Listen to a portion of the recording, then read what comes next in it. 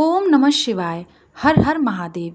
कृष्णा पूजा channel में आप सभी का हार्दिक स्वागत है।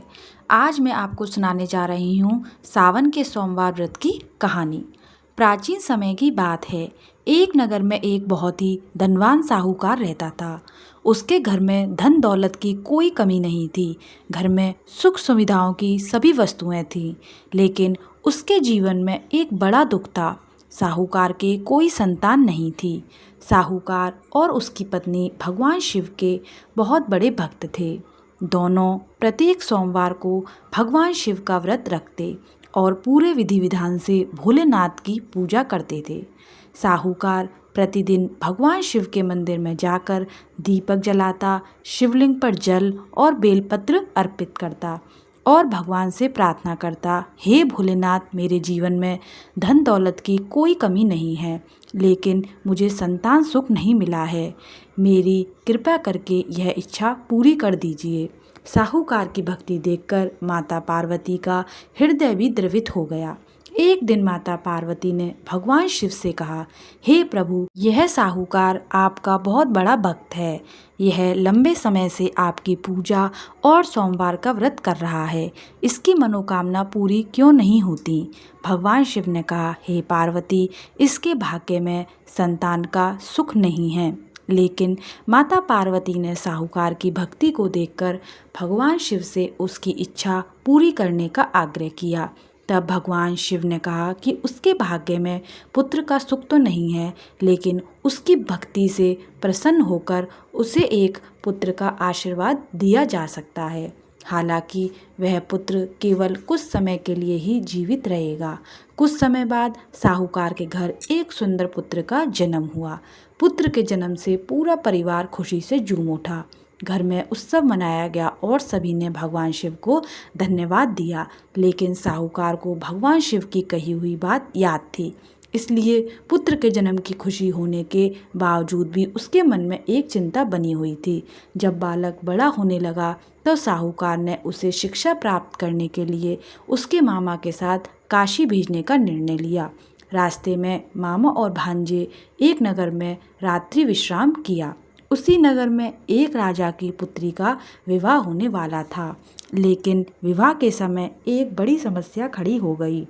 राजकुमारी का होने वाला वर एक आंख से काना था।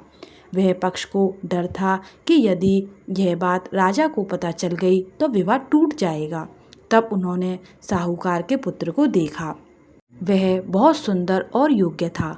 उन्होंने उससे आग्रह किया कि वह कुछ समय के लिए राजकुमार बनकर विवाह कर ले। साहूकार का पुत्र उसकी बात मान गया। उसका विवाह राजकुमारी से हो गया। लेकिन साहूकार का पुत्र उसने जाते समय राजकुमारी के चुनरी पर सच्चाई को लिख दिया, तुम्हारा विवाह मेरे साथ हुआ है, लेकिन मैं थोड़े समय का मेहमान हूँ। मेरे जीवन की अवधि बहुत कम है।